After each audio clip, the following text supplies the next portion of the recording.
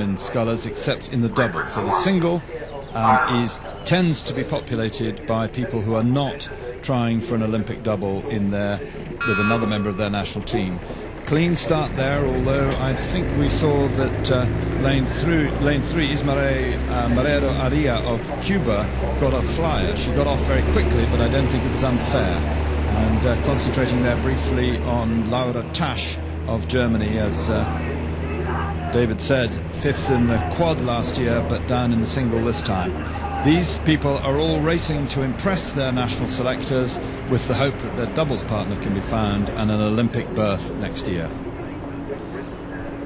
Lane 1 and Ola Duddy. Well, in fact, have I got the pronunciation right? It's Michaela Michaela Tapp, yeah. Lane 1 from Austria. I was just going to pick myself up on that. Duddy or Duddy? I believe it's Duddy, but I wasn't going to correct you one way or the other. But interestingly, they picked up on Laura Tasch as the Austrian, because this is obviously an Austrian host broadcaster at this event, but she's also lying in second place and sculling very gently and sweetly there, and I would say has the beating of Ismael Marrero Aria of Cuba, who is not struggling, but is working quite hard, let's say, to stay out in front. She's pushing her backside out and then heaving the shoulders over, and it's not a natural or easy sculling movement that Marrero Aria uses to get out in front, and I suspect it's probably more tiring than the more efficient method used by Michaela Tapp and also by Laura Tasch challenging.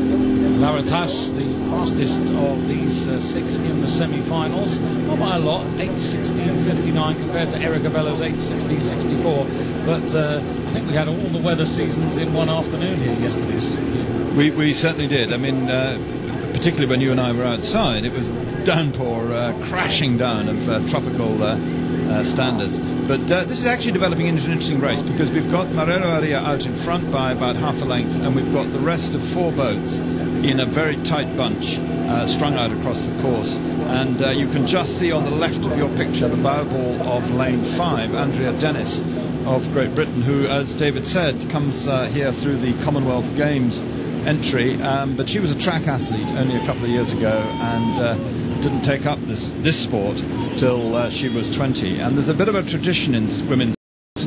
Mirka Napkova, who we'll see later on today in the open weight singles, she came from track, and 1500 metre runners adapt very well to the 2000 metre single sculls course. Well, it's the endurance sport. There's the bow of Andrea Dennis's boat in the foreground there.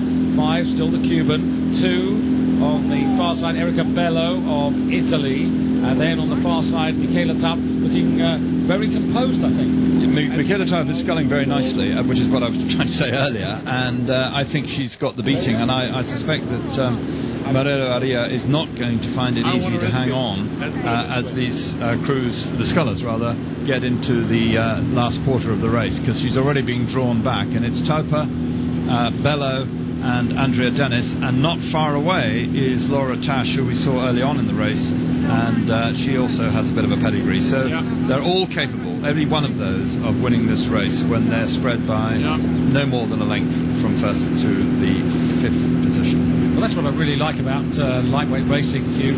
You know, the body weight's the same, the terms and conditions are the same, so really, you know, the chances are open. Everybody can get onto that water with great self-belief. Absolutely. Here we are at halfway, 1,000 metres, and there is less than a length across the entire field, including in lane 6 and in 6th place, Orla Duddy of Ireland.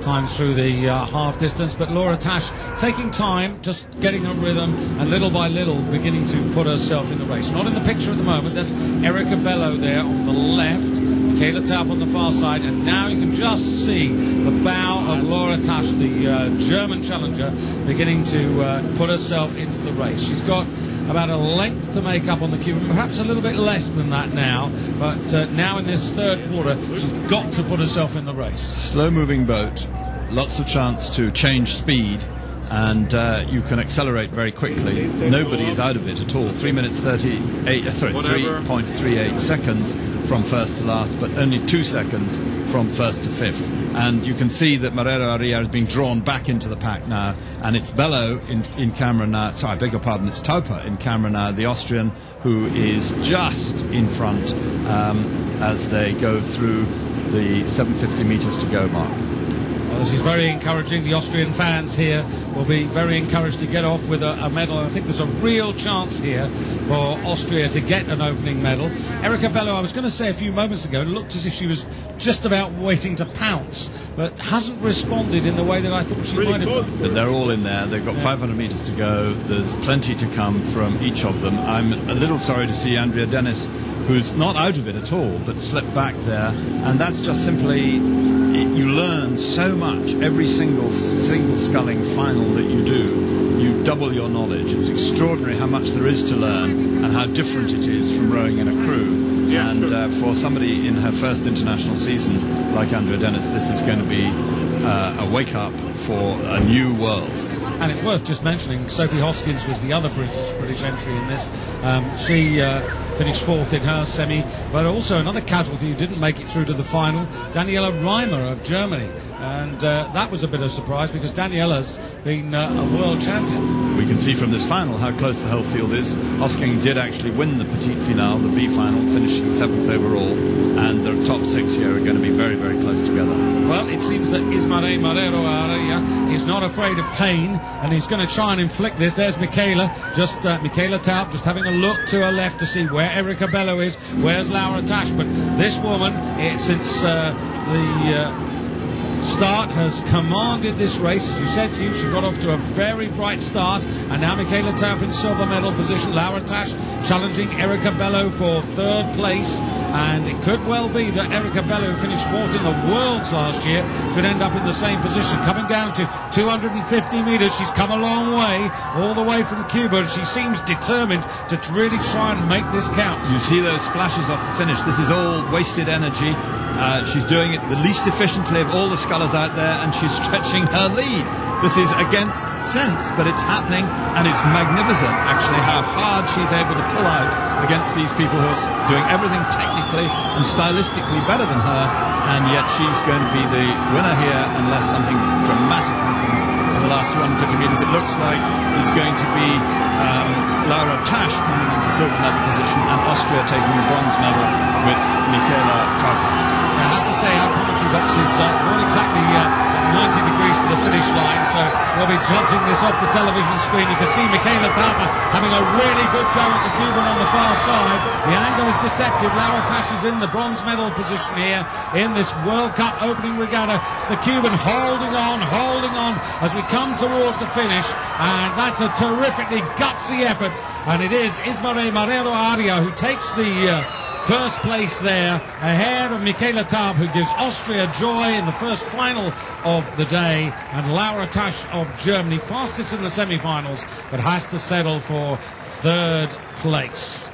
And Erika Bello of Italy in fourth, and confirmation about Andrea Dennis and Orla Duddy of Great Britain and Ireland in a moment. Well, gutsy, Hugh. Outstanding.